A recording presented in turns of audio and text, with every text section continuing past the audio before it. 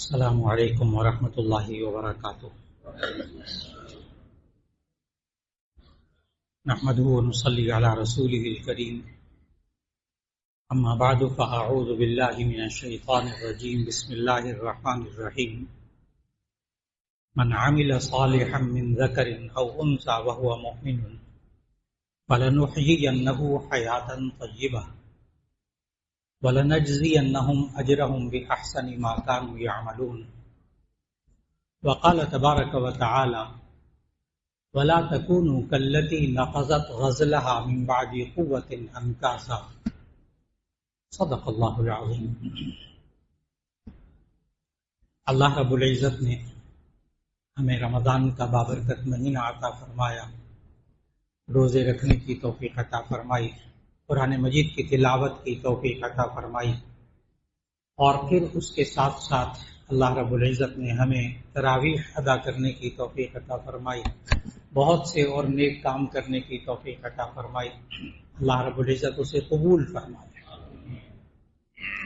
آج کی نشست میں ایک خاص موضوع عرض کرنا مقصود ہے، اور وہ یہ ہے کہ اب ہم رمضان کے بعد زندگی کیسے گزاریں۔ اس لیے کہ دو آیتیں تلاوت کرنے کی اللہ نے توفیق عطا فرمائی ابھی شروع میں۔ ایک آیت سورہ نحل کی آیت نمبر 97 کی تلاوت کی، اور ایک سورہ نحل کی آیت نمبر 92 کی اللہ تعالیٰ نے تلاوت کی توفیق عطا فرمائی۔ ان دو آیتوں کو اگر ہم سمجھیں تو ہمیں معلوم ہوگا کہ ہم نے رمضان کے بعد زندگی کیسے گزارنی ہے۔ سورہ نحل کی آیت 97 میں 97 میں اللہ تعالیٰ نے فرمایا: من عامل صالحا من ذکر او انثى وهو مؤمن، کہ جو کوئی مرد یا عورت نیک اعمال کرے اس حال میں کہ وہ ایمان والا ہو، تو ہم زندگی میں اس پر یہ اثرات ظاہر کرتے ہیں کہ فَلَنُحْيِيَنَّهُ حَيَاةً طَيِّبَةً، ہم اس کو ایک پاکیزہ زندگی دیتے ہیں، دنیا میں ایک پاکیزہ زندگی دیتے ہیں۔ وَلَنَجْزِيَنَّهُمْ أَجْرَهُمْ بِأَحْسَنِ مَا كَانُوا يَعْمَلُونَ، اور ان کے اعمال کا بدلہ ہم عنقریب آخرت میں ان کو ضرور عطا کریں گے۔ تو انسان کے اعمال کا، نیک اعمال کا اثر اللہ تعالیٰ نے یہ بتایا کہ انسان کو اللہ پاکیزہ زندگی دیتا ہے، جو رمضان میں اللہ تعالیٰ نے عطا فرمائی۔ یہ پاکیزہ زندگی کیا ہوتی ہے اور ناپاک زندگی کو کون سی ہوتی ہے؟ بہت آسان سا فرق۔ جتنی زندگی کے لمحات اللہ اور اس کے رسول صلی اللہ علیہ وسلم کے حکم کے مطابق گزریں، وہ پاکیزہ زندگی، اور جو زندگی کے لمحات اللہ اور اس کے رسول صلی اللہ علیہ وسلم کے حکم کے خلاف گزریں، وہ ناپاک زندگی، غیر پاکیزہ زندگی۔ بہت آسان سی بات۔ اور یہ بھی ممکن ہے کہ ایک انسان کی زندگی 100% پاکیزہ ہو سکتا ہے ایک انسان کی زندگی 60%، 50% پاکیزہ ہو، باقی غیر پاکیزہ ہو، یہ بھی ہو سکتا ہے۔ یہ بھی ہو سکتا ہے ایک بندے کی 25% زندگی پاکیزہ ہو، باقی 75% غیر پاکیزہ ہو سکتا ہے۔ انسان میں فرق ہے، اور ہر یہ انسان زندگی میں بڑی آسانی سے دیکھ سکتا ہے۔ 24 گھنٹے کی زندگی میں دیکھ لے کہ میرے اللہ اور اس کے رسول صلی اللہ علیہ وسلم کے حکم کے مطابق اعمال تھے، اگر وہ 100 اعمال تھے میں 10 لے لیں، اگر 10 کو لے لیں کہ میں نے 10 گھنٹے گزارے، 10 دن گزارے، تو اس میں سے کتنے گھنٹے میرے اللہ اور اس کے رسول اللہ صلی اللہ علیہ وسلم کے حکم کے مطابق گزرے، کتنے خلاف گزرے، اس کو پرسنٹیج فوراً معلوم ہو جائے گی۔ جتنے اب کرنا کیا ہے، جتنے لمحات، جتنے کام اللہ اور اس کے رسول صلی اللہ علیہ وسلم کے حکم کے مطابق گزرے، اس میں کہیں الحمدللہ، اس پہ الحمدللہ، اس لیے کہ اللہ تعالیٰ نے قرآن مجید میں کہا لئن شکرتم لازیدنکم، اگر تم میرا شکر کرو گے میں اور زیادہ دوں گا۔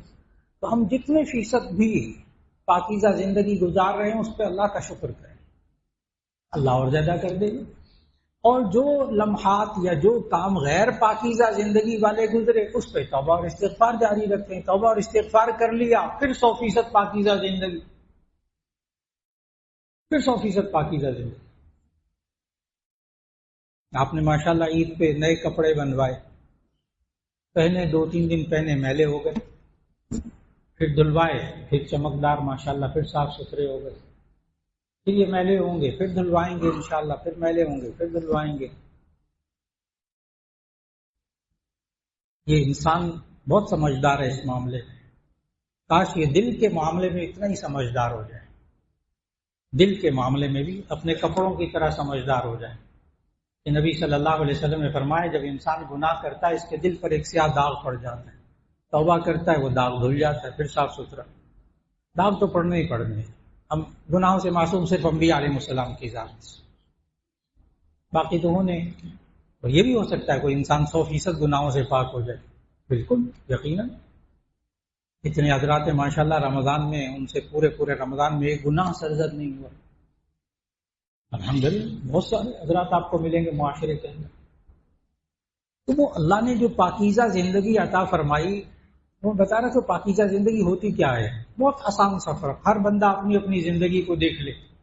کتنے فیصد میری زندگی میں کام اللہ اور اس کے رسول صلی اللہ علیہ وسلم کے حکم کے مطابق ہیں، اتنے فیصد اتنے پرسنٹ یہ انسان پاکیزہ زندگی گزار رہا ہے. اب رمضان میں جو پاکیزہ زندگی گزری اس کو باقی کیسے رکھیں؟ اس میں ہم کچھ غلطیاں ایسی نہ کرے انسان معاشرے میں جس سے وہ کیے کرائے پہ پانی پھر جائے. اور اللہ تعالیٰ نے یہ تو سورہ نحل کی آیت 97 تھی جو تلاوت کی کہ جو کوئی نیک اعمال کرے اللہ اس کو پاکیزہ زندگی دیتا. اسی سورہ نحل کی آیت نمبر 92 اس کا ترجمہ پڑھیے گا غور سے. اللہ نے ایک عجیب و غریب مثال دی ہے. دیکھو تم اچھے کام کر کر کے پھر کچھ ایسے کام نہ کرنے لگ جانا کہ تمہارے پچھلے کام ضائع ہو جائیں. اس کی مثال دی ہے اللہ نے. وَلَا تَكُونُوا كَالَّتِي سورہ نحل آیت 92 وَلَا تَكُونُوا كَالَّتِي نَقَضَتْ غَزْلَهَا مِن بَعْدِ قُوَّةٍ أَنْكَاثًا. یہ جو آج کا موضوع ہے نا کہ رمضان گزرنے کے بعد ہم کچھ ایسے کام نہ کرنے لگ جائیں جس سے پچھلے میں پانی پھٹ جائے، سارا پانی پھر جائے. وہ اللہ نے مثال دے کر سمجھایا. ترجمہ کرنے لگا. لا تکونوا کاللتی نقضت غزلها، تم مت ہو جاؤ اس عورت کی طرح نقضت غزلها جس نے سوت کو کاٹا. اب جو ٹیکسٹائل سے تعلق رکھتے ہیں وہ تو فوراً سمجھ جائیں گے، اور باقی حضرات بھی سمجھنے کی کوشش کر لیں کہ وہ پرانے زمانے میں ایک چرخہ ہوتا تھا، گول چرخہ ہوتا تھا، اس کے آگے ڈنڈیاں لگی ہوتی تھی. تو وہ سوت لے کر یا اون لے کر عورتیں اس کو گھما گھما کر بلتی تھی، دھاگا بنتا تھا، پھر اسے دری بھی بناتی تھیں، اسے چادریں بھی بناتی تھیں، اسے گرم چادریں بھی بناتی تھیں، اسے فلاں بھی. سوت کاٹتی تھی دھاگا. بڑی محنت ہوتی ہے اس میں، ایک چھوٹے چھوٹے ریشوں کو لے کر جوڑنا، پھر اس کو گھمانا، ٹویسٹ کرنا، پھر اسے دھاگا بنانا، پھر وہ لمبے دھاگے تیار ہو جائے، پھر اس سے کپڑا بننا. آپ نے جتنے بھی کپڑے پہنے ہوئے سب نے وہ سارے اسی طرح بنے، لیکن اب مشینوں سے کام ہوتا ہے وہی والا. اللہ کیا کہہ رہا ہے؟ لا تکونوا کاللتی نقضت غزلها، تم مت ہو جاؤ اس عورت کی طرح نقضت غزلها جو اپنے کاٹے ہوئے سوت کو توڑ دیتی ہے. نقضت توڑ دیتی، ریزہ ریزہ کر دیتی. من بعد قوت انکاسا، اس کے بعد اس نے بڑی محنت کر کے اس کا دھاگا بنایا تھا. کیا مثال دی اللہ نے. لا تکونوا کاللتی نقضت غزلها من بعد قوت انکاسا، انکاسا ٹکڑے ٹکڑے. مت ہو جاؤ اس عورت کی طرح جو کہ سوت کاٹتی ہے، بڑی محنت کر کے دھاگا بناتی ہے، پھر جب دھاگا بن جاتا ہے پھر اس کو ٹکڑے ٹکڑے کر کے پھر ویسے ڈال دیتی، یعنی اپنی ساری محنت پر پانی پھیر دیتی. اس آیت کی تفسیر کتاب التفسیر بخاری شریف میں پڑھی ہے. وہاں نبی صلی اللہ علیہ وسلم نے اس کی وضاحت بھی کی ہے، ہماری حدیث میں وضاحت بھی ہے کہ اس مکے میں اصل میں یہ عورت تھی جس کی اللہ نے مثال دی ہے. یہ مکے میں ایک عورت تھی جو سوت کاٹتی تھی، اور اس کا نام بھی بخاری شریف کی حدیث میں آیا، خرقہ، خا را قاف الف حمزہ. اس عورت کا نام تھا خرقہ، مکے میں رہتی تھی، بخاری شریف کی حدیث میں اس کی تفسیر موجود. تو اس عورت بیچاری کا نا ذہنی توازن اس قسم کا تھا کہ وہ پہلے سوت کاٹتی تھی، اور سوت کاٹنے کے جب دھاگا بن جاتا بڑی محنت کر کے، پھر اس کے بعد اپنے ہی سوت کاٹے ہوئے دھاگے کو ایک ایک ٹکڑا کر کے پھیلا دیتی تھی، یعنی اپنی ساری محنت پر پانی پھیر دیتی تھی. اللہ نے سورہ نحل کی آیت 92 میں کہا لا تکونوا کاللتی نقضت غزلها، تم مت ہو جاؤ اس عورت کی طرح جو سوت کاٹتی ہے بعد میں ٹکڑے ٹکڑے کر کے رکھ دیتی، اپنی ساری محنت پر پانی پھیر دیتی. اب اتنی رمضان میں اللہ نے محنت کی توفیق عطا فرمائی، مشقت اٹھانے کی توفیق عطا فرمائی. اب کوئی انسان ایسے کام نہ کرنے لگ جائے کہ جس سے وہ سارے کیے کرائے پہ پانی پھر جائے. اس لیے کہ اللہ تعالیٰ نے ہمیں قرآن مجید میں سمجھایا کہ انسان اچھے کام کرتا ہے، پھر اس کے بعد کچھ کام ایسے کرتا ہے، کچھ کام تو واقعی ایسے کرتا ہے جس سے سارے اعمال ضائع ہو جاتے ہیں. پورے قرآن مجید کا مطالعہ کریں نا تو آپ کو معلوم ہوگا کہ ایسے 3 کام ہیں بڑے خطرناک قسم کے، الحمدللہ ہمارے معاشرے میں وہ نہیں کیے جاتے.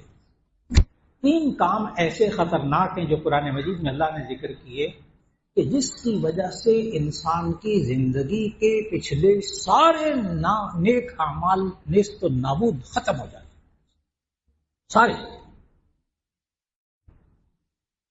نمبر 1 اللہ تعالیٰ نے بتایا قرآن مجید میں 3 چیزیں ہیں.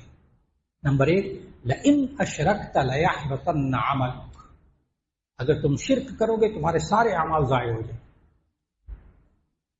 اللہ کی ذات میں کسی کو شریک کرنا، اللہ کی صفات میں کسی کو شریک کرنا، اس سے انسان کے پچھلے سارے اعمال ضائع ہو جاتے ہیں. پھر توبہ کر لے اللہ وہ بھی معاف کر دے. ہاں یہ بھی ذہن میں رکھیے.